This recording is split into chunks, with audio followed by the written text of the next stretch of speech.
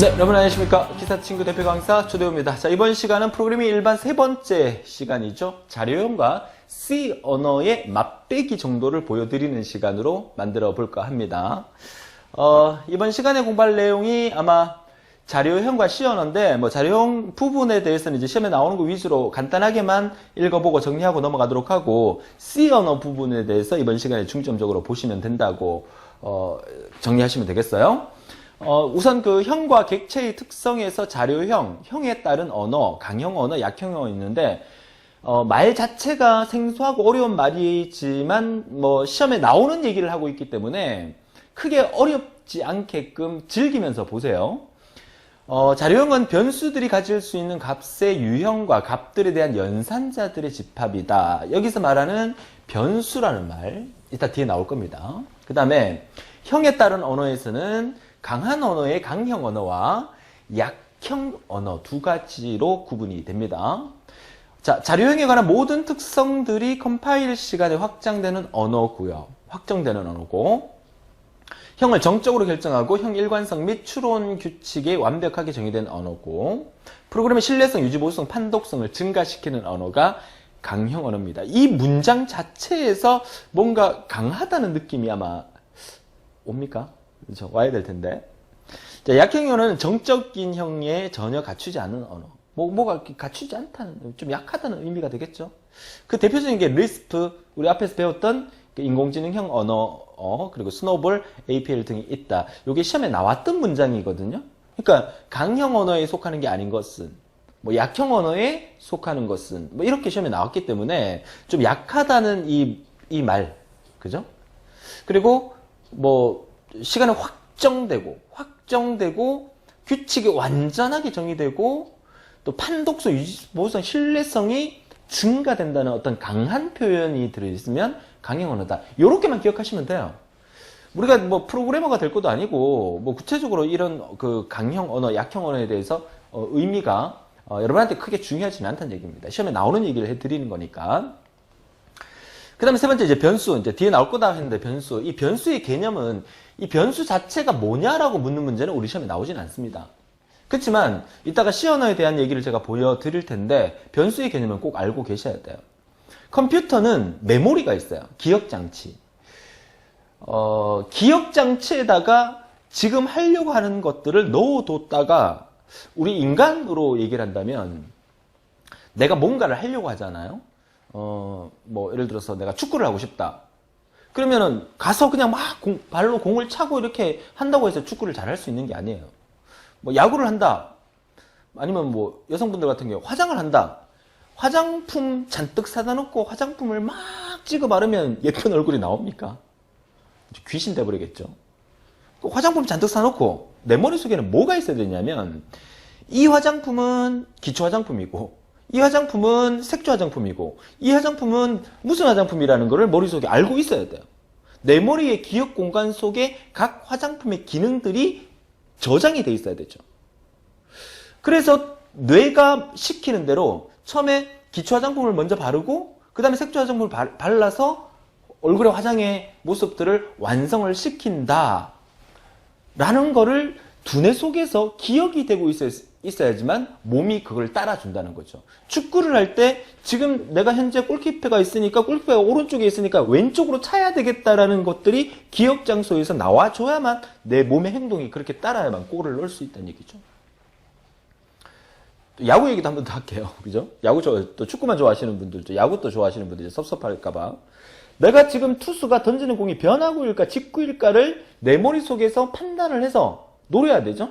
직구가 들어올 것 같다. 그러면 바로 빠른 스윙을 통해 갖고 직구를 쳐서 홈런을 치는. 그러니까 뇌와 몸이 같이 일체가 돼서 움직여야 된다는 거죠.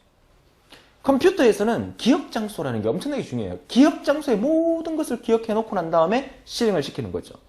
여러분들이 그 스마트폰 앱에서 뭔가를 터치를 해서 실행을 시키면 그 실행시키는 그 프로그램들이 여러분 스마트폰의 보조 기억장치에 저장되어 있던 스마트폰의 앱이 주기억장치에 로딩이 되면서부터 그때부터 그 게임이 실행이 되는 거예요. 컴퓨터에서 기억장치는 엄청나게 중요한 역할을 하고 있는 거죠.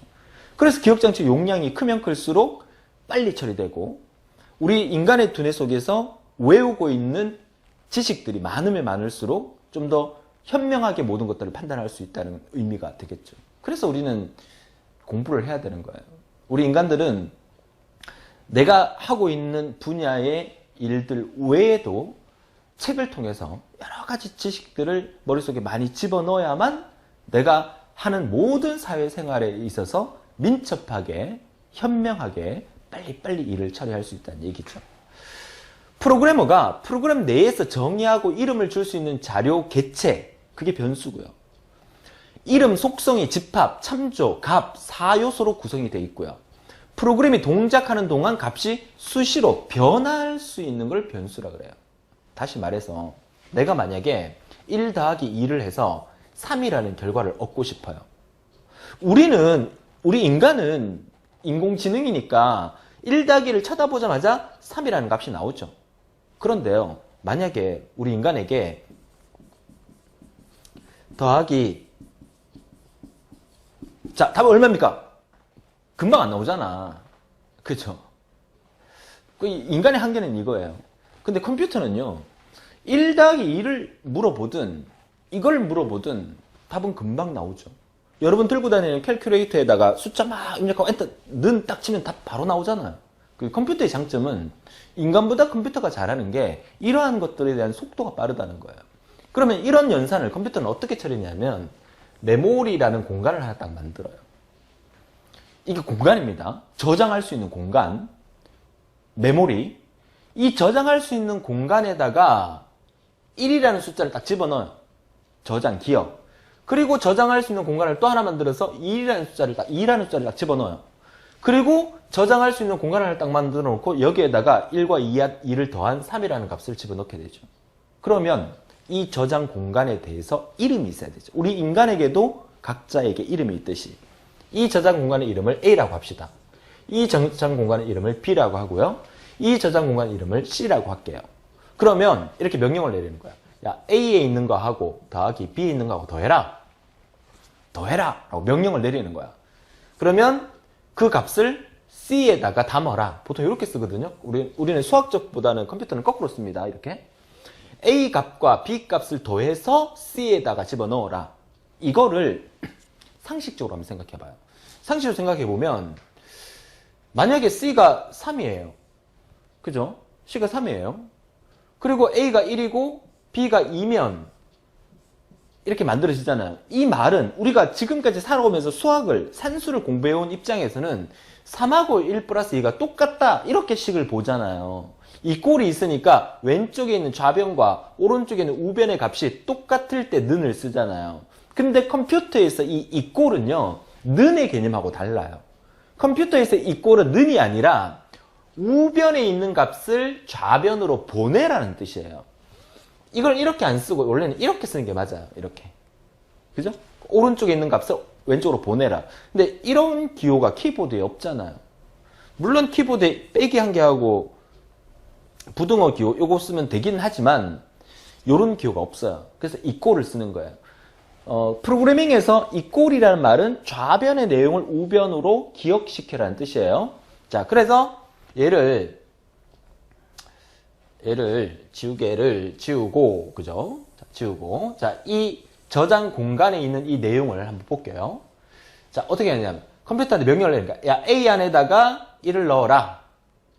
A가 1이라는 뜻이 아니에요. A라는 기억 공간 안에다가 1을 넣어라. 그리고 B라는 기억 공간 안에다가 2를 넣어라. 그리고 C라는 기억 공간 안에다가는 A와 B를 더한 값을 넣어라. 요렇게 컴퓨터한테 명령을 내리는 거야. 그러면 컴퓨터가 이렇게 명령을 실행하면서 결과를 프린트해라. 뭐를? C라는 결과를 프린트해라. 이렇게 컴퓨터에게 프로그램 명령을 내리면 컴퓨터는 알겠습니다. A에 1 넣고요. B에 2 넣고 C 메모리 공간 안에다가 A와 B를 더한 값을 넣을게요. 그리고 프린트 C 할게요. 그럼 답이 3이 이렇게 딱 찍힌단 말이야. 답이 3이 딱 나온단 말이야. 이게 프로그램의 원리예요. 어때요? 어렵지 않죠? 컴퓨터 프로그램이 이렇게 진행이 됩니다. 그러면 저렇게 A라는 공간과 B라는 공간과 C라는 공간을 만들어 둬야만 컴퓨터가 기억을 시키고 난 다음에 실행을 할 거 아니에요. 이렇게 프로그램을 하나 짜놓게 되면 그 다음부터는 우리는 값만 바꿔주면 되죠. 아까 A에다가 2, 3, 4, 5, 6, 7, 8, 9라는 값을 넣어라. B에다가 3, 4, 5, 6, 7, 8, 9라는 값을 넣어라. 그리고 C 값은 A와 B를 더해서 넣어줘라. 그럼 답이 금방 나오는 거야. 그럼 컴퓨터는 그렇게 처리하는 거야. 이 기억 공간이 없으면 컴퓨터는 처리를 못해요. 그래서 컴퓨터에서 메모리는 중요해요. 이 메모리의 기억 공간 속의 값은 처음에 내가 1을 넣고 2를 넣었잖아요. 그 다음에 만약에 명령어를 A에다가 3을 넣어라, B에다가 4를 넣으라는 명령을 주면 이 1이라는 값이 사라지고 3이 들어가고 2가 사라지고 4가 들어가요. 그리고 C 값을 A 플러스 B 한 값을 B 한 값을 C에다 넣어라. 이렇게 명령을 주면 3과 4가 더한 7이라는 값이 C 안에 들어가는 거야. A라는 기억 공간과 B라는 기억 공간과 C라는 기억 공간의 값은 수시로 변하죠. 그래서 이걸 우리가 이름하여 변수라고 해요. 변수는 값이 변하는 값. A라는 기억 공간에 A라는 이름이 A 변수가 되는 거고 B라는 기억 공간에 B라는 이름이 B 변수, C 변수가 되는 거죠. 자, 변수의 개념 이해하셨어요? 네, 좋아요. 이게 바로 변수의 의미다. 그래서 프로그래머가 프로그램 내에서 정의하고 이름을 줄 수 있는 자료의 개체를 변수라 하고 그 이름, 속성의 집합, 참조, 값, 네 요소로 구성이 되어 있어요. 프로그램이 동작하는 동안 값은 수시로 바뀔 수 있는 게 변수예요. 자, 변수 개념 지금 이해하셔야 됩니다. 일단 C 언어 잠깐 맛배기 할 때 변수 계속 나오니까요. 자, 선언문이라는 것은 프로그램 실행 시 사용될 자료의 속성을 언어의 번역기에게 알려준다. 우리가 언어를 번역할 때는 번역기가 필요하다고 그랬었죠? 그 번역기에게 선언을 해줘야 됩니다. 어떤 선언을 하는지 이따 보도록 하고요. 자료의 속성에는 자료형, 크기, 이름, 생성 시기, 소멸 시기, 참조하기 위한 첨자 등들이 있어요. 등등등이 있습니다. 배정문이라는 말. 배정문, 뭐 사람 이름은 아닙니다. 사람 이름 아니에요. 배정문이라는 말이 있는데, 자, 이거 제가 뭔가를 아까 건드려서, 그죠? 펜이 지금 안 나오고, 됐어요. 펜이 나오고 있네요. 자, 배정문을 다른 말로 대입문이라고 하는데요. 변수의 내용을 변경하는 기본 연산으로 프로그램에서 가장 일반적인 연산문이다. 대입문이다. 말 그대로 아까 이거였어요. 이거. 자, 이거는 무슨 뜻이라 그랬죠? A하고 B가 같은 겁니까? 아니에요. B의 값을 A에 대입해라. B의 값을 A에 넣어라. 이렇게 되면 만약에 이거 실행 전에 A가 1이고 B가 2였어요. 그리고 이렇게 실행하게 되면 A라는 기억 공간 안에 처음에 1을 넣었죠. B라는 기억 공간 안에 2를 넣었어요. 그리고 난 다음에 얘가 실행되면 어떻게 된다? 얘가 사라지고 얘가 1이 들어가요. 어렵게 생각하지 마세요. 이게 순서대로 이렇게 실행될 거 아니야. A에다가 1 넣었어. B에다가 2 넣었어. 그리고 A에다가 다시 B를 넣어라. A에다가 1 넣었어. B에다가 2 넣었어. 그리고 B에다가 다시 1을 넣으라면 원래 들어가 있던 2가 사라지고 1이 새롭게 들어간다는 얘기예요. 프로그램 실행의 원리가 이래요. 그러니까 변수라는 게 값이 계속해서 바뀐다는 의미입니다. 자, 이해되셨죠? 자, 시험 문제에서 배정문이 뭐냐, 선언문이 뭐냐 이렇게는 안 나와요. 이 개념을 알고 있어야 뒤에 프로그래밍 그 부분에서 이해를 할 수 있기 때문에 특성과 이런 부분들을 설명을 해주는 겁니다. 넘어가겠습니다. 자, 기본 자료형 첫 번째 특징. 기본 자료형입니다. 본래 구조 이외에 다른 구조를 가질 수 없는 세분할 수 없는 자료형을 의미하는 거고, 기본에 정의된 형과 기존에 정의된 형이 아닌 기본형이 있다. 뭐 필요 없습니다. 그냥 계속 읽어볼게요. 자, 기본 자료형 종류에는 기존에 정의된 형이 있어요. 요거 기억해 보세요. 요거. 문자형은 캐릭터를 줄여서 CHAR이라고 씁니다. 정수형은 인테저를 줄여서 int라고 쓰고요. 실수형은 플로트 또는 더블이라고 쓰고요. 그리고 보이드형도 있어요. 그리고 불자료형도 있어요. 이건 무슨 말이냐면 컴퓨터에 이렇게 명령을 내릴 때 A라는 변수가 있잖아요. A라는 기억 공간이 있어요. 여기다 1을 집어넣었어요.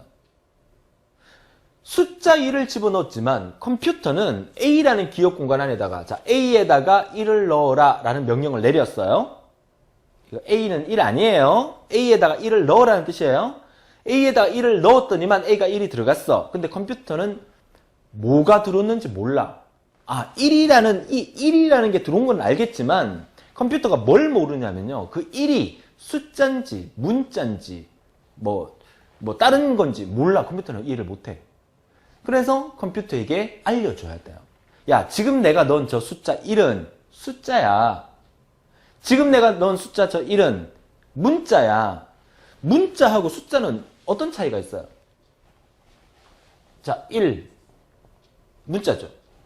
더하기 2 하면 3 이렇게 됩니까? 이거 안 되거든요. 1 더하기 2 하면 3 이렇게 되잖아요. 우리 인간이 봤을 때 글자하고 글자를 더해서 새로운 글자를 탄생시킬 수는 없어요. 근데 숫자하고 숫자를 더해서 새로운 숫자를 탄생시킬 수는 있어요. 숫자이기 때문에 연산이 가능하지만 문자는 연산이 안 된다는 거예요.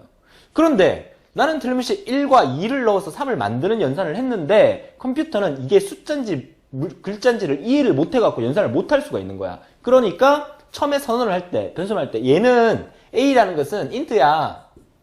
컴퓨터야. 얘는 인트니까 숫자니까 계산을 해줘. 해서 A라는 변수가 뭔지 A라는 변수 안에 들어가는 값이 숫자인지 문자인지를 컴퓨터한테 알려주는 역할이 필요해요. 그게 바로 이 기본 자료형의 정의된 형이라고 얘기를 하는 거예요.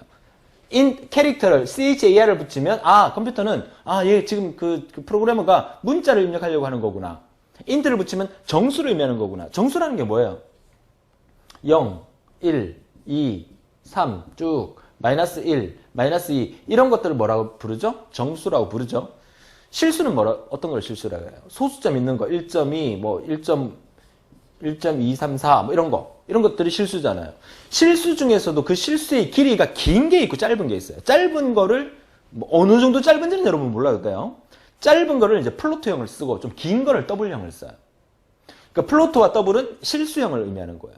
보이드형은 막 아무것도 없다 뭐 그런 의미로 이해하시면 되겠고요. 불자료형은 일반적인 숫자 문자를 떠나서 true 또는 false라고 하는 두 개의 값 중에 하나를 나타내는 자료형이다.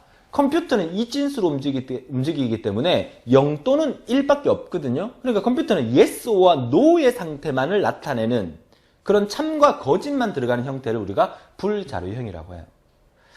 자, 여러분들이 여기서 기억하셔야 될 거는 정수형과 실수형의 차이, 그리고 문자형, 이 세 가지만이라도 확실히 알아두세요. 문자형을 쓸 때는 캐릭터를 줄여서 CHAR, 숫자형을 쓸 때 정수형은 인테저의 줄임말 int, 그리고 실수형에는 짧은 플로트와 긴 더블형이 있다는 거. 그죠? 자, 기존에 정의되지 않는 기본형도 열거형과 부분 범위형이 있다는 건데 요것만 일단은 정리를 해두세요. 일단은 머릿속에 감을 잡으세요. 잡으셨죠? 자, 다음 페이지 볼게요. 자, 우선 자료의 표현 방법은 또 문자를 표현할 수 있는 코드 체계가 BCD, EBCDIC, 요거 읽을 때 ASCII, ASCII 이렇게 읽습니다. ASCII 보통. 요 세 가지가 있어요. 우리가 문자를 표현한다. 자, 컴퓨터를 만든 나라는 미국이죠. 미국이라는 나라에서 문자는 알파벳이죠. 그 알파벳의 범위는 소문자 A부터 Z까지, 대문자 A부터 Z까지. 이게 몇 글자죠? A, B, C, D? 26개인가? 얘도 그러면 26개겠죠? 그리고 숫자도 표현해야 되겠죠? 숫자는 우리 인간은 10진수 쓰니까 0부터 9까지만 있으면 모든 숫자를 표현할 수 있죠? 그럼 총 우리가 보통 사용하는 문자의 개수가 몇 개란 얘기야? 52, 62가 되겠죠. 62개.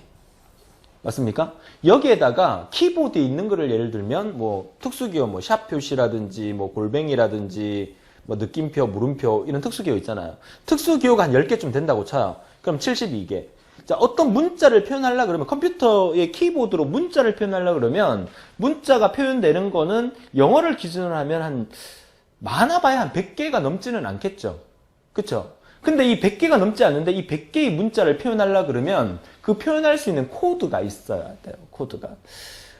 뭐 예를 들어서 뭐 정보 처리에 나오는 얘기이긴 하지만 그냥 참고로 알아두세요. 이거 시험에 나오는 얘기는 아닙니다. 여러분 시험에 잘 나오진 않아요. 근데 이 개념을 좀 알고 들어가면 여러분한테 도움이 됐기 때문에 설명을 드리는 건데 computer는 바이너리 디지트 이진수로 모든 걸 사용하죠. 0과 1만 사용을 합니다. 0과 1로 표현할 수 있는 경우의 수는 0, 0, 0, 1, 1, 0, 1, 1 이렇게 네 가지 외에는 표현할 수가 없어요. 0과 1로 표현할 수 있는 방법은.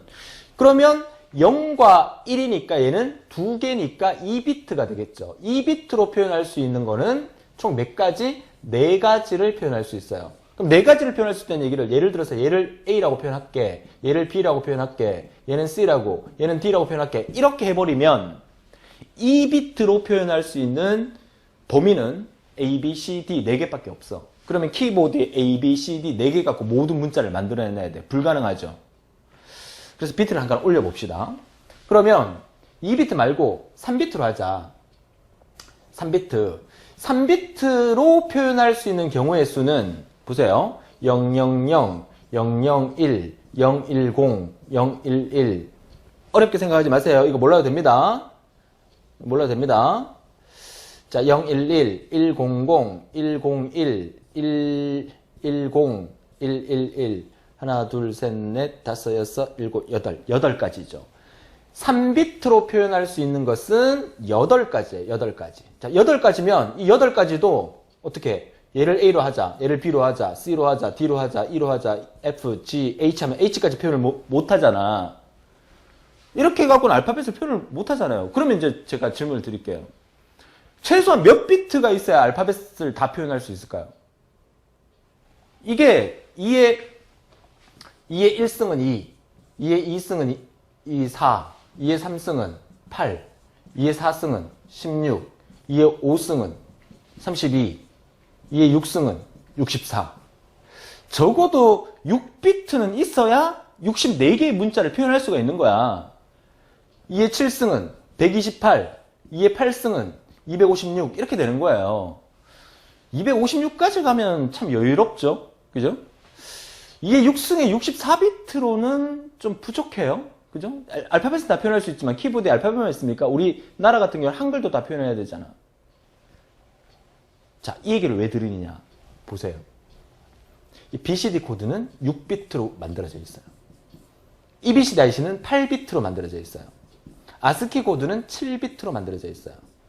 BCD 코드는 6비트니까 최대 몇 개? 64개가지를 표현할 수가 있고, 얘는 8비트니까 256가지를 표현할 수 있고, 얘는 7비트니까 128가지를 표현할 수 있어요.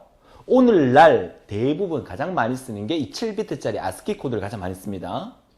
BCD 코드는 64비트로 64가지만 표현할 수 있기 때문에 조금 부족해서 BCD 코드를 확장시킨 게 확장 이진화 코드에서 256가지 있을 수 있어요. 256가지 많이 쓰면 좋지만 비트 수를 너무 크게 해버리면 컴퓨터 메모리를 그만큼 많이 차지하기 때문에 어차피 256가지 이상의 표현을 할 필요가 없는데 굳이 높은 비트를 쓸 이유가 없잖아요. 그래서 최적으로 가장 빠르게 쓸 수 있는 게 ASCII 코드를 우리가 가장 많이 쓰고, 그래서 이 ASCII의 약자가 American Standard Code for Information Exchange잖아. 그죠? 미표준이라는 얘기죠. 가장 많이 쓰고, 그리고 더 많은 문자를 표현하기 위해서 EBCDIC까지 쓸 수 있으면 우리 인간이 쓰는 숫자, 문자, 특수 기호까지 다 표현할 수가 있다는 얘기예요. 그죠? 키보드의 키만 해도 그죠? 106개? 106개 정도가 될 거야 아마. 그죠? 그 정도 우리가 표현할 수 있다는 얘기입니다. 또 키보드가 106개가 아니라 키보드가 한 300 키보드라고 생각해봐요. 그 많은 키보드 우리가 언제 지금 이 106개짜리도 두 손가락으로 독수리 따법으로 치는 상황에 이 키가 300개라 그러면은 치고 싶은 생각 없겠죠, 그죠?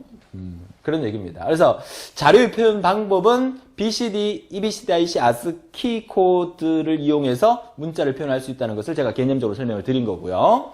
수치 데이터 표현은 두 가지가 있는데 고정 소유점 방식과 부동 소유점 방식인데 이것도 참 재미있는데 내용은 좀 어려운데 정보처리 기사에 많이 나오는 내용이지만 사문 자동화에서는 굳이 많이 안 나오니까 이 두 가지 정도가 있다는 것만 알고 가끔씩 구체적으로 묻는 문제가 나오는 경우가 있어요. 문제에 기출문제 있으면 그때 제가 설명을 드리도록 하겠습니다. 자, 세 번째 구조적 자료형은 배열형과 레코드형이 있는데 이 배열이라는 말, 어레이라는 말 요거 잘 봐두세요. 어레이. 요거는 뭐냐면 앞서 제가 변수에 대한 얘기를 해드렸잖아요. 그러니까 A라는 기억 공간과 B라는 기억 공간이 있어. 그죠? 그러면 A라는 기억 공간 안에다가 뭐 1을 넣어놓고 B라는 기억 공간 안에다 2를 넣어놓고 이렇게 제가 설명을 드렸잖아요. 근데 이 기억 공간이 한 개씩 따로따로 있으면 단독주택이라고 생각하세요. 근데 단독주택의 단점은 뭡니까? 하나씩 이렇게 하고 땅도 많이 차지하고 그렇잖아요. 좀 더 효율적이게 하기 위해서 아파트를 만드는 거야, 이렇게. 아파트 1층, 2층, 3층, 4층, 5층 이렇게 만들어서 얘 전체 아파트의 이름을 A라고 하죠. A동. 그럼 얘가 뭐예요? 101호, 201호, 301호, 401호, 501호, 601호 이렇게 되잖아요. 그 이름을 뭐 101호 하면 너무 기니까 얘가 1번, 2번, 3번 방, 4번 방, 5번 방, 6번 방 이렇게 만드는 거야.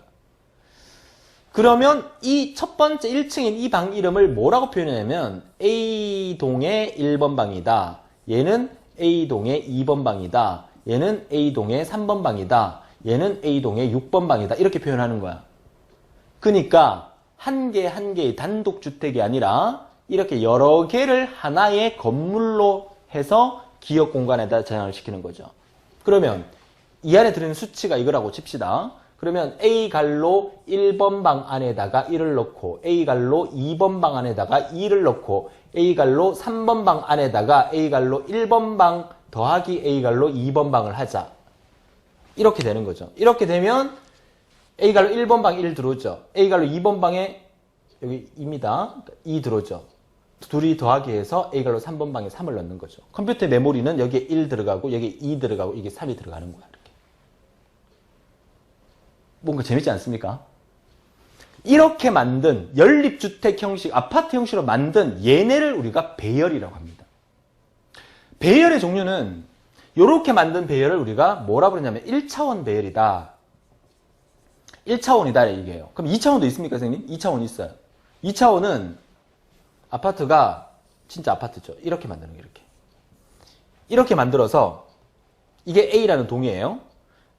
행과 열로 구성되어 있죠. 얘 행번호를 얘가 1번에 자, 화면 좀 지저분해서 제가 지우고 다시 그리겠습니다. 자, 이렇게 아파트를 자, 이렇게 그려놓고 이렇게 자, 얘가 A라는 동이에요. 행번호 얘가 1번 행, 2번 행, 3번 행이고 열번호도 적어요. 얘가 1번 열, 2번 열, 3번 열이라고 적어요. 그러면 이 방 이름은 뭐가 되냐면 A갈로 1,1방이 되는 거야. 그럼 이 방 이름은 A갈로 2,2방이 되는 거고 이 방 이름은 A갈로 행부터 먼저 들어갑니다. 3행 2열이니까 3,2번 방이 되는 거야. 그럼 역시 이건 뭐예요? A갈로 1,1번 방에다가 1 집어넣어라. 그러면 1 들어가. A갈로 2,2번 방에다가 2를 집어넣어라. 그러면 얘가 2가 들어가고 A, 3,2번 방에다가 A갈로 1,1번 방 더하기 A갈로 2,2번 방에 있는 걸 더해라. 그럼 여기 3이 들어간다는 얘기예요. 이게 뭐야? 2차원 배열.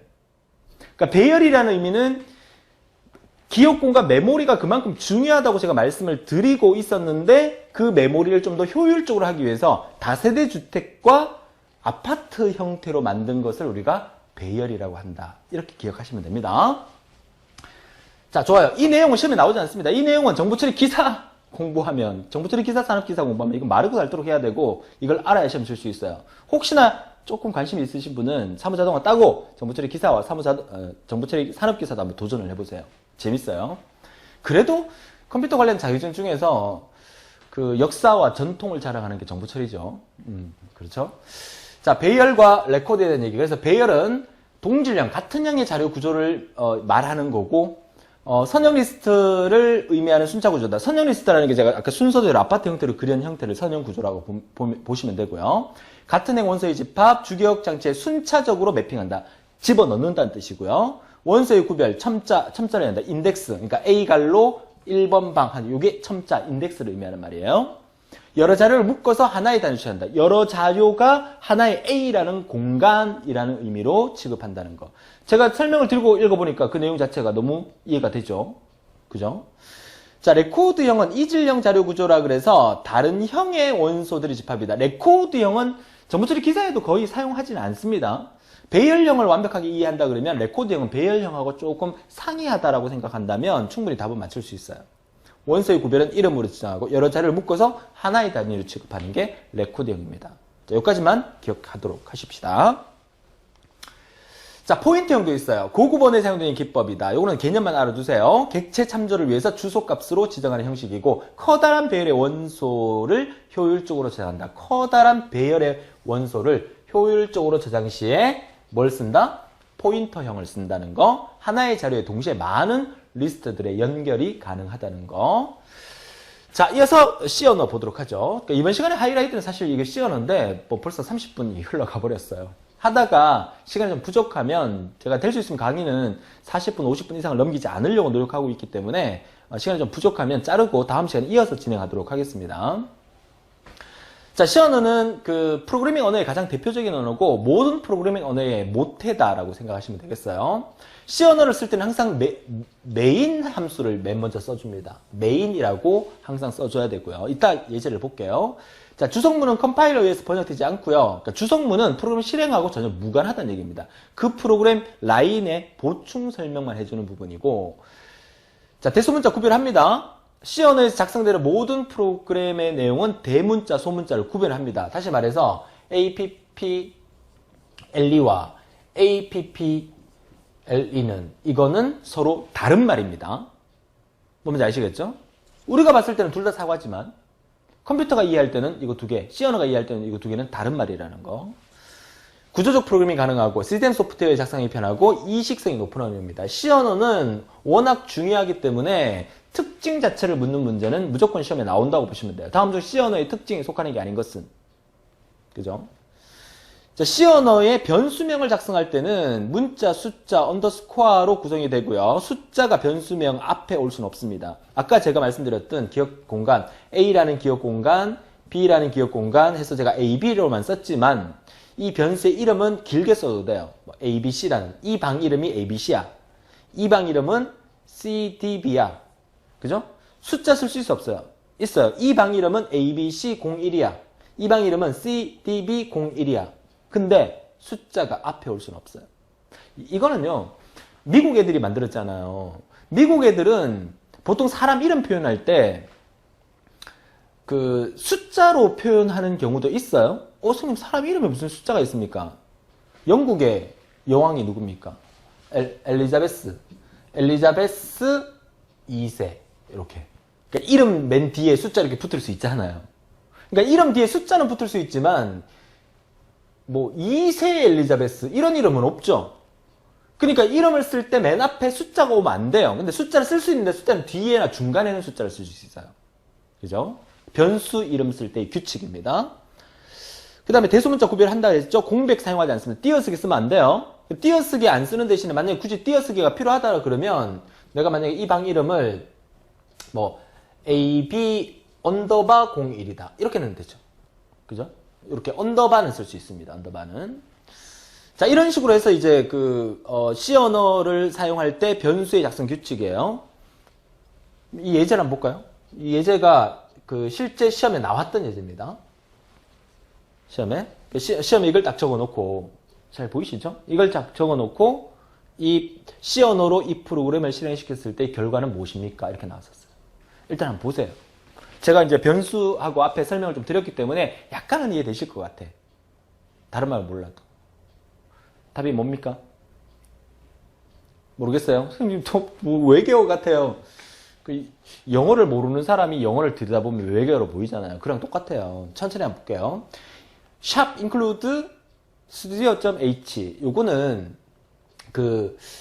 몰라도 상관없습니다. 이 studio.h라는 게 일종의 사전이라고 보시면 돼요. 사전. 컴퓨터에게 이 studio.h라는 studio.header의 약자인데 사전 속에 있는 모든 이 함수명이나 명령어들을 포함을 시켜주라는 얘기예요.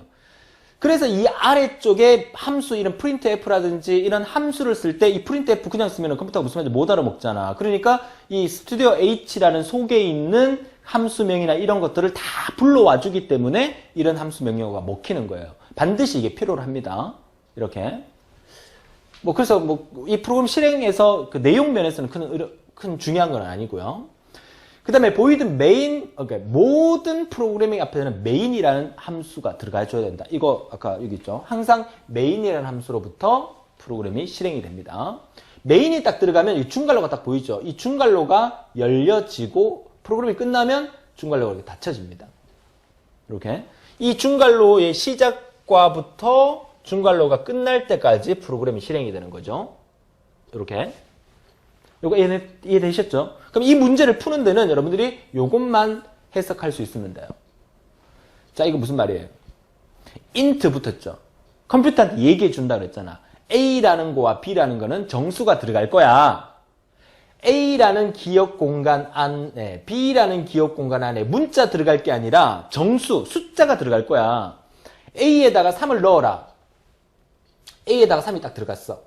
B에다가 10을 넣어라. B에 10이 딱 들어갔어요. 그쵸? 순서대로 컴퓨터가 시키는 대로 명령을 하는 거야. 컴퓨터가 C 언어 실행할 때 명령어 주고 난 다음에 이 라인이 끝났다는 표시로 이 세미콜론 찍어줍니다. 요 세미콜론은 한 줄이 끝날 때마다 세미콜론 다 찍어줘야 돼요.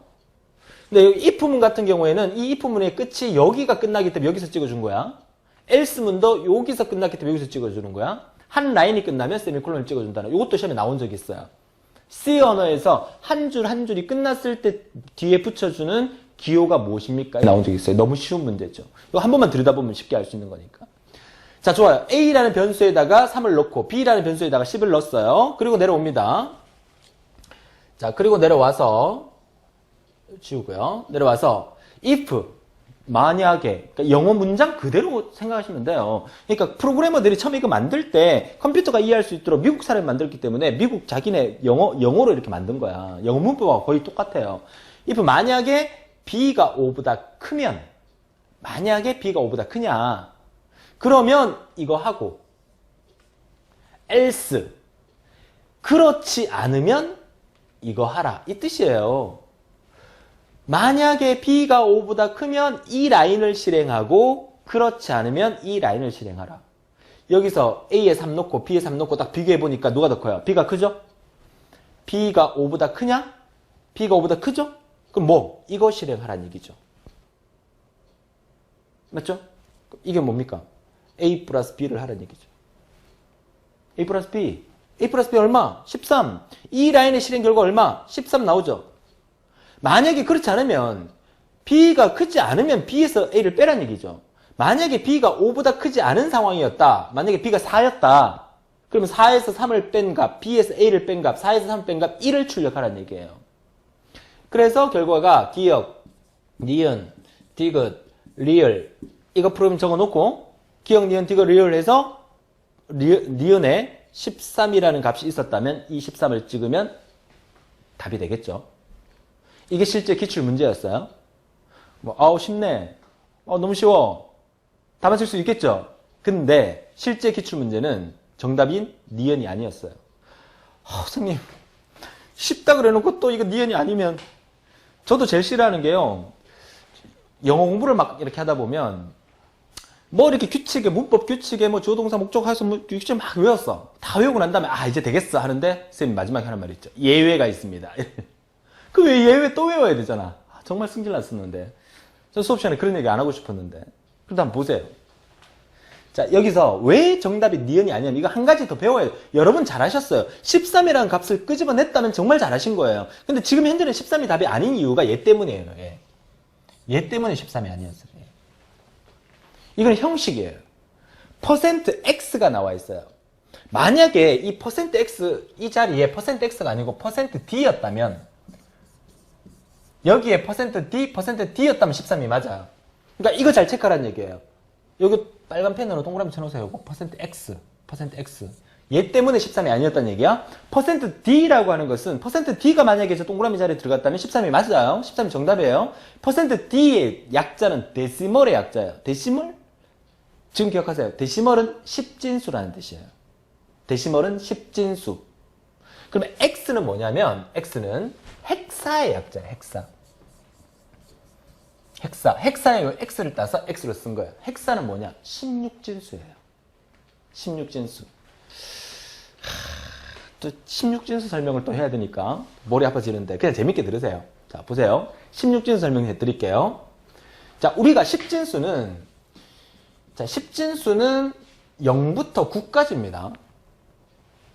0, 1, 2, 3, 4, 5, 6, 7, 8, 9, 10. 0, 1, 2, 3, 4, 5, 6, 7, 8, 9, 10개잖아요. 16진수는요? 16진수는 0부터 15까지를 16진수라 그래요. 0부터 15까지가 16개거든. 그럼 0부터 15까지를 표현할 때 0부터 9까지는 그냥 한 자리로 표현할 수 있지만 그 다음부터 10, 11, 12, 13, 14, 15는 표현할 수가 없어요. 두 자리로 표현해야 되니까 10, 11, 12, 13, 14, 15까지 이렇게 표현해야 되거든요. 그래서 우리가 약속을 했어요. 16진수에서 0부터 9까지 숫자를 표현하고 10부터 15까지는 알파벳으로 표현하자라고 이 컴퓨터 개발을 했던 초창기의 사람들이 약속을 했어요. 자, A는 10은 A로 하고 얘는 B, C, D, E, F로 하자. 이렇게 약속을 한 거야. 지금 기억해 두세요. 16진수는 0부터 15까지 표현하는데 0부터 9까지는 숫자 그대로 표현하고 10부터 15까지는 A, B, C, D, E, F로 표현하는 겁니다. 그러면 아까 여기에 답이 A 플러스 B의 답이 얼마 나왔었어? A가 3이고 B가 10이니까 B가 5보다 크니까 두 개를 더하라는 얘기죠? 답이 얼마? 13이 나와야 되죠? 13을 헥사 16진수로 표현하면 D로 표현한다는 거야. 그래서 아까 기억, 니은, 디귿, 리을에 얘가 13이었고 디귿에 D가 있었어요. 정답은 D였어요. 어렵지 않죠? 요것만 그러니까 제가 늘 수업시간에 말씀드리지만 쉬워요. 그죠? 그러니까 본 강의를 안 들으면 이거 틀릴 수밖에 없어요. 본 강의를 들으면 이거 맞출 수 있어요. 프로그래밍 일반 과목은 또 제가 열배를 토하고 있는데 프로그래밍 일반 과목은 수업을 들으면 고득점을 받을 수 있고 수업을 안 들으면 거의 꽈락이 날 정도의 내용이 시험에 나온다는 거예요. 이게 독학으로 되겠습니까? 문제 자체를 외우는 거 아니고 쓰는. 우리는 응용을 해야 되잖아. 지금 알아야 될 게 %x의 x는 헥사 16진수에 대한 얘기고 만약에 얘가 13이 답이 되려면 이 자리에 뭐가 들어가야 된다? %d, 데시멀의 약자 %d가 들어가야 된다. 요거 기억하시면 돼요. 이게 실제 시험에 나왔던 문제입니다. 자, 좋아요. 자, 그래서 C 언어 문제는 이렇게 코드를 불어주고 이 코드를 해석하는 문제가 최근 들어서 많이 나오고 있어요. 한 5문제까지 나오고 있다고 지난 시간에도 말씀을 드렸으니까 어렵지 않으니까 여러분 보고 C 언어로 프로그래밍 짜라 라는 문제 안 나옵니다. 지난 시간에 제가 실제 이 C 언어에 이렇게 프로그램을 입력하고 난 다음에 결과가 딱 D라고 딱 나오는 거를 제가 보여드리고 싶었는데 이 C 언어 실행 그 비주얼 스튜디오라는 프로그램 자체가 지금 여기 깔리지가 않아가지고 제가 지금 보여드리지는 못하고 있지만 나중에 문제 풀 때 그때 한번 제가 보여드리도록 하겠습니다. 어떻게 나오는 건지. 어떻게 나오는 건지 보여주는 게 시험에 나오지는 않지만 여러분들이 그래도 신기하다라는 느낌 들 수 있으니까 보여드리도록 하겠습니다. 자, 지금은 예제를 통해서 제가 보여드렸는데 이게 실제 기출문제였다는 거예요. 자, 좋아요. 자, 이어서 C 언어의 기억 클래스. 자, 변수 중에서도 이렇게 4가지가 있어요. 자동 변수, 레이스 변수, 정적 변수, 외부 변수 몰라도 돼. 이 종류가 있다. 나중에 문제 풀 때 기억 클래스의 종류에 속하는 게 아닌 것은 나왔을 때 맞출 수 있을 정도로만 눈여겨 봐두시면 되겠고요. 자, 데이터 유형 다시 한번 나오죠. CHAR 한 바이트의 문자 데이터, 인트 2바이트의 부호가 있는 정도의 데이터. 최근 들어서 메모리가 늘어나면서 인트는 4바이트까지도 표현을 합니다. 바이트는 뭡니까? 비트가 모여서 바이트가 되는데 비트가 8개가 모이면 하나의 바이트가 됩니다. 8비트가 1바이트예요. 선생님 왜 8비트가 1바이트입니까? 라고 묻는다면 저기 컴퓨터 개발하는 저 미국에 가서 물어보시면 돼요. 그죠? 저한테 물어보면 안 돼요. 옛날에 수업하는 이런 학생이 있었어. -1 빼기 1은 얼마입니까? 하니까 -2가 답인데 왜 -1 빼기 1이 -2가 됩니까? 라고 나한테 질문을 하는 거야. 근데 어떻게 답을 할 수가 없는 거야. 그래서 수학생한테 가서 물어보라 그랬어요. 그죠? 아무튼 나오는 거는 그대로 받아들이시면 돼요. 자, 플로트 4바이트 형태의 실수형 데이터. 더블은 8바이트니까 아까 플로트보다 더블은 길다라고 말씀을 드렸잖아요. 보이드는 아무 값이 없는 형태를 의미하는 거고. 자, 이게 시험에 나왔던 문제인데 요거 다시 한번 보면서 자, 시간이 지금 45분 가까이 돼가고 있는데 시간이 일단 좀 부족해서 다음 강의로 나머지를 넘기더라도 이거 한번 보고 가겠습니다. 이거는 논리회로에 대한 개념을 알고 있어야 풀 수 있는 문제예요. 논리회로. 논리회로라고 하는 것은 컴퓨터는 0과 1의 이진수로만 사용한다 그랬잖아요. 자, A라는 입력값과 B라는 입력값이 있으면 이진수 0과 1로 표현할 수 있는 경우의 수는 00, 01, 10, 11 4가지 경우밖에는 만들어지지 않습니다. 논리회로 중에서는 이런 회로가 있어요. AND라는 회로가 있고요. OR라는 회로가 있어요. 자, AND와 OR의 차이점은 뭐냐면 우리가 꼬마 전구에 불 켤 때 직렬로 불을 켜는 경우와 병렬로 불을 켜는 경우가 있어요. 이렇게 건전지를 이렇게 해서 이렇게 달아놓고 꼬마 전구 두 개 연결하면 불이 들어오죠. 이게 A 건전지고 이게 B 건전지예요. 이걸 스위치라고 표현하는 게 더 이해가 좋겠습니다. 자, 건전지 말고. 자, 여기가 건전지 있다고 치고, 여기 A 스위치, 여기 B 스위치, 이렇게 있어요. 얘가 A 스위치고 B 스위치. 야, 꼬마 전구에 불 켜고 싶어요. 건전지 있다고 치고요. 자, A 스위치 닫았어. 불 들어와요? B가 열려 있잖아. 여기 불 켤 수 있는 방법은 A, B 스위치 둘 다 닫아야 불이 켜지죠. 자, 0을 오프라고 하고 1을 ON이라고 한다면 얘가 이 모양을 우리가 AND 회로라고 합니다. AND. 자, 꼬마정이 불 켜볼게요. 여기 불이 들어오냐 안 들어오냐. 두 개의 스위치가 00 둘 다 열려 있어요. 불 안 들어오죠. 얘 불 안 들어와요. 불 안 들어와요. 얘 불 들어와요. 이게 AND 회로의 결과예요. 이진수 00, 01, 10, 11 네 가지 경우의 수 중에서 AND 회로의 결과값은 이렇게 된다는 얘기야. 그럼 OR 회로는 이 꼬마 전구가 불을 켜기 위해서 제가 대충 그릴게요. 자, 얘가 병렬로 연결되어 있어요. 이렇게.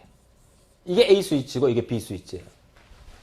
건전지 있다고 치고 여기 불 켤 때 A 스위치 닫으면 불 들어야 안 들어요?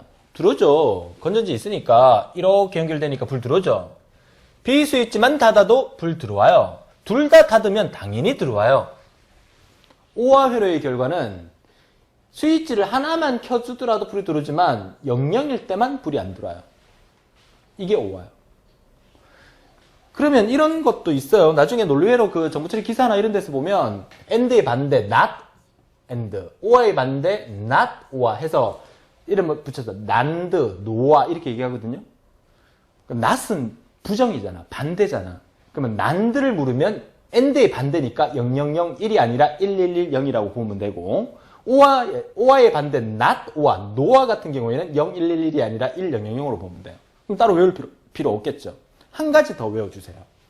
XOR라는 게 있어요. 이게 배타적 논리 OR라고 하는데 익스클루시브 OR라고도 해요. 얘는요. 두 개의 입력이 00, 11 같을 때는 0이고 두 개의 입력이 0, 1, 10으로 다를 때는 1이에요. 이게 XOR예요. 선생님 어렵습니까? 뭐 XOR는 0, 1, 1, 0이라고 나중에 외워주시면 되는데 AND하고 OR는 기억해 주셔야 돼요. AND하고 OR는 1, 1일 때, AND는 1, 1일 때만 1이고 나머지 다 0이다. OR는 0, 0일 때만 0이고 나머지 다 1이다. 이거 꼬마 전구 불 켜는 거 생각해서 기억해 주시면 가장 좋겠습니다. 자, 그러면 얘가 지금 무슨 얘기냐면 요 중괄로 시작하는 것부터 시작해서 중괄로 끝나는 것까지 프로그램이 실행되니까 요 안에 것만 여러분 보시면 된다고 말씀드렸어요. A에다가 3을 넣고 B에다 6을 넣어놨어요. 그리고 CDE라는 변수에다가 CDE라는 방에다가 int 숫자를 넣겠다는 뜻이에요. 정수형 변수를 썼으니까 C는 A and B를 쓰고 D는 A, 이 파이프라인이죠. 짝대기. 그리고 B를 쓰고 E는 A하고 B 사이에 물음표를 썼어요. 이 기호가 기호에 대한 거는 이 문제 푸는 데는 의미가 없으니까 이 위에 문제가 뭐라고 나와 있었냐면 AND, OR, XOR의 결과식을 푸는 문제입니다. 이렇게 문제의 지문에 나와 있었어요. 그 AND가 이 기호를 쓴 거고요. OR가 이 기호를 쓴 거고 XOR가 지금 물음표를 쓴 건데 원래 C언어에서 XOR는 이 삭간 모양을 씁니다. 근데 물음표 돼 있으니까 뭐 의미는 없으니까 세 개가 이렇게 나와 있어요. 얘가 AND, 얘가 AND, 얘가 OR, 얘가 XOR. 자, 그래서 프린트 하는데 DDD라고 적혀 있죠? 앞서 제가 문제 풀 때 말씀드렸죠. X는 아까 16진수였지만 DDD라고 했으니까 10진수로 그대로 적어라 이 뜻이죠.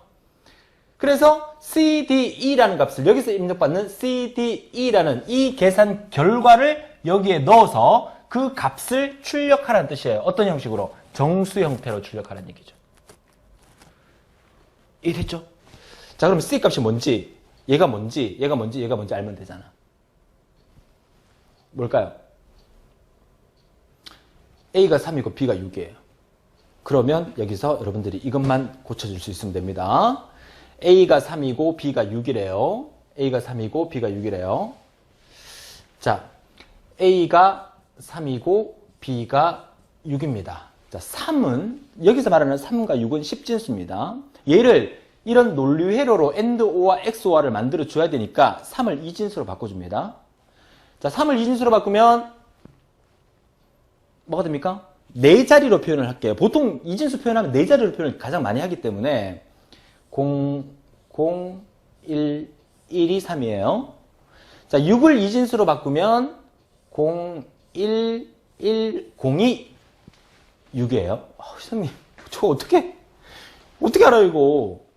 우리가 아마 초등학교, 중학교 때 이 진법 변환하는 거 한번 배웠을 텐데, 그때는 막 이렇게 했던 거 기억날 겁니다. 공부 좀 열심히 하신 분들은 막 6을 2진수로 바꾸라면은 이렇게 해서 2, 3은 6, 나머지 0, 2, 1은 2, 나머지 1, 2, 0은 0, 나머지 1 해서 이걸 거꾸로 이렇게 읽으면 0, 1, 1, 0이다. 0, 1, 1, 0이다. 이거 아마 기억 가물가물 나실 겁니다. 그죠? 선생님 그거 몰라요. 지금 어떻게 이걸 다시 해요. 필요 없습니다. 이렇게만 기억하세요. 이진수는요. 맨 끝자리부터 2의 0승, 2의 1승, 2의 2승, 2의 3승, 2의 4승 이게 이진수잖아요. 4자리를 표현할 거니까 끝에서부터 이거 4개만 기억하세요. 4개만. 자, 2의 0승은 얼마? 1. 2의 1승은 2. 2의 2승은 4. 2의 3승은 8이에요. 8, 4, 2, 1. 자, 8, 4, 2, 1만 기억합시다. 8, 4, 2, 1. 8, 4, 2, 1만 기억해요. 자, 여기 적어볼게요. 8, 4, 2, 1. 이진수 4자리가 8, 4, 2, 1입니다. 8, 4, 2, 1. 이렇게 딱 적어놔요. 10진수를 2진수로 바꾸는 방법이 어려운 사람한테 제가 쉽게 바꾸는 방법을 지금 보여드리는 거야. 10진수를 2진수로 바꿀 때는 8, 4, 2, 1만 딱 적어놔요. 3을 만들고 싶어. 2가 1개, 1이 1개 있으면 3이죠. 4자리를 표현하니까 앞에는 0으로 채워주면 돼.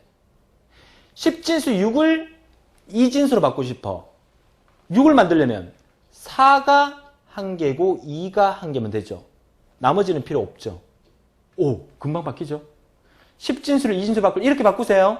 이게 가장 간단한 방법이에요. 4자리 이상 큰 숫자는 우리 자동화 시험에 안 나옵니다. 꼭 기억하시고. 자, 됐습니까? 자, 그러면 이거 두 개를 비교하는 거야. 자, 보세요. A는 0011이고 B는 0110이에요. 이거 두 개를 AND 연산을 하면 결과값은 아까 AND는 뭐라 그랬어? AND는 11일 때만 1이죠. 이거 두 개 보세요. 10, 11, 11일 때만 1. 10은 0이고 01도 0이고 00도 0이잖아. 이게 AND의 결과야. AND의 결과 0, 0, 1, 0이야. 이거를 지금 세로로 세운 것을 가로로 이렇게 계산하는 거야. 그죠? 얘가 AND예요. AND. 됐습니까? 오화는 00일 때만 0이고 나머지 다 1이잖아요. 요거 두 개 00일 때 어디고? 맨 앞에 0이죠. 00이고 나머지는 다 1이 들어있잖아요. 00일 때만 0이고 나머지는 다 1이네요. 이게 뭐야? 이게 오화야. 그쵸? 화면 지금 안 잘리죠? 그죠? 그럼 얘는 뭐야? 0, 1, 1, 1. 얘는 0, 1, 1, 1이에요. 그럼 XOR. XOR는 두 개의 입력이 서로 같을 때 0, 0, 0, 1, 1. 같을 때는 0이고 서로 다르면 1이라 그랬어요. 두 개의 입력이 같은 거 어디 있어요? 0, 0 같죠? 같은 거 두 개의 입력이 같을 때는 0. 요거 같죠? 0이고 다른 거 0, 1, 1, 0 다르니까 1, 1. 이게 뭐야? XOR예요. 0, 1, 0, 1. 0, 1, 0, 1. 됐습니까? 근데 얘를 출력할 때 뭘로? 10진수로 출력하라고 돼 있어요. 3개, %d, %d, %d. 요 CDE를 10진수로 출력하라. 그럼 얘가 2진수니까, 우리 결과 다 구했는데 얘가 2진수니까 10진수로 표현하면 8, 4, 2, 1을 딱 적어 놓으면 얘는 얼마? 2가 1개니까 2. 얘는 얼마? 4가 1개, 2가 1개, 1이 1개니까 얼마? 7. 얘는 4가 1개, 1이 1개니까 얼마? 5. 그쵸? 그래서 이 문제의 정답은 275가 답이었어요. 헐. 물론 그 비전공자 입장에서는 어려울 수 있습니다. 그 전공자 입장에서는 너무너무 쉬운 문제고, 하지만 제가 최대한 쉽게 설명을 해드렸는데 이해했을 거라고 저는 믿어요. 아니면 반복해서 들으세요. 반복해서. 그죠? 과거에 그 제가 사무자동화 필기 수업을 할 때는 이 C 언어를 해석하는 이 문제가 한 문제, 많아봐야 한 문제, 두 문제 이렇게 나왔을 때는 이거 나오면 그냥 틀려라. 보지 마라. 이것 때문에 이만큼 시간을 표현할, 낭비할 우리가 없다. 또 최근에는 문제가 많이 나오기 시작하잖아요. 그럼 우리가 적응을 해줘야 되겠죠. 그죠? 자, 좋아요. 자, 이렇게 문제를 해결할 수 있도록 하고, 나중에 기출 문제 풀 때도 한 번 더 자세히 할 거니까, 지금 여러분 보고 해보라 그러면 못하더라도 수업 듣고 난 다음에, 아, 선생님 이해는 됩니다. 라고 하면 성공한 거라 그랬어요. 문제 풀 때 또 반복될 겁니다. 그죠? 한 번 더 설명 드릴 거니까. 자, 치우겠습니다. 자, 좋아요. 자, 이어서, 연산자. 자, 연산자에 대한 얘기, 연산자의 종류, 시간이 많이 지나서, 여기서부터 제가 다음 시간에 설명을 드리도록 하겠습니다. 강의 창 구성은 또 제가 조금 바꾸도록 하고요. 제가 이번 시간에 다 할 수 있을 것 같았는데 조금 더 제가 자세히 설명을 한다는 의미로 진행을 하다 보니까 조금 시간이 길어졌기 때문에 여기서부터 다음 시간 하면서 강의는 이렇게 다음 강의 이제 3-4강부터 이게 들어올 수 있도록 그렇게 교환 정리도 다시 해드리도록 하겠습니다. 자, 앞서 수업 초반에 또 여러 가지 또 얘기도 해드렸지만 한강 한강 따라오면서 역시 자신감을 가지고 열심히 따라가 주시는 그런 여러분이 되시고 오늘도 즐거운 하루 되시고 다음 시간에 뵙겠습니다. 지금까지 조효입니다.